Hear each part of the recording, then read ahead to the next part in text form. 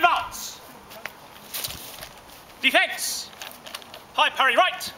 High parry left. Shorten arms. High point right. High point left. Advance.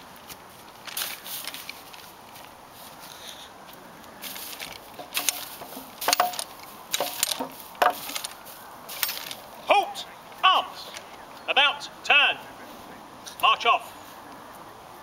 That briefly was some of the exercises that the soldiers would do. Bearing in mind the infantrymen of the First World War were around 5'2", 5'3", about 7.5, 8 stone, about a 34-inch chest. After they had been in the army for 3 months, they had put on 2 inches in height, 3 stone in weight, 2 inches on their chest, and that was part of the training to strengthen them up. Sword fencers, in your own time, unfix swords.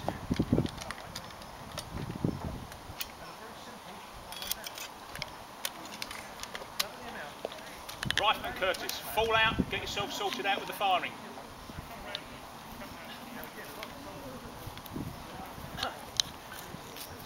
Next drill is for the smoke hoods. Right, smoke hoods, fall in.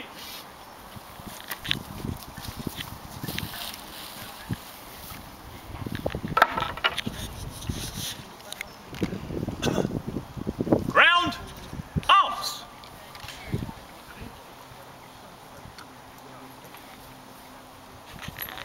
Hats off, put them on the floor. Right, the British Army had, throughout the First World War, some very, very good smoke hoods and general gas protection. We are demonstrating today 2 smoke hoods that were issued to the British Army in 1915 and 1916. All of these hoods were replaced by the small box respirator, which I have on my chest. It was the best small box respirator of the war and will keep you protected against any gas. That's German and British as well, bearing in mind that British gas on many occasions was far more dangerous than the German gas used. Remove your hoods for inspection. First thing they would do before they went anywhere near the front line, their hoods would be inspected by an officer, NCO. What the soldiers would do, they would remove the hoods from the protective bag and place them over their left hand, up their left forearm, and then they would stand ready for the hoods to be inspected. Now the officer or the NCO would inspect all the seams from around the hood, and the eyepieces and the valve. Turn it over. And also on the back, making sure there was no tears, no pulls. If there was any damage to these hoods, they were replaced straight away, so the soldiers were not put at risk anywhere in the front line.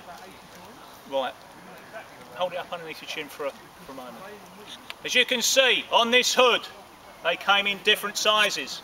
This is a size 4, and the British Army issued 5 sizes of hood, 5 to 1. 5 was the biggest, 1 was the smallest, and they also put on the hood what it was soaked in. This is phenate hexamine. That is the pH hood from late 1915 and used entirely on the Battle of the Somme. This is the hood to protect the soldier from phosgene gas, worst gas of the First World War. Right, put your hood away now. You'll see the soldier. What? Not you.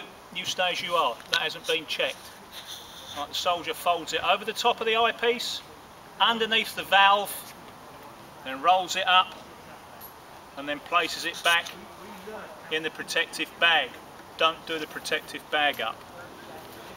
The hood we have here is the hypo hood from 1915. Again, this hood would be checked. Turn it over.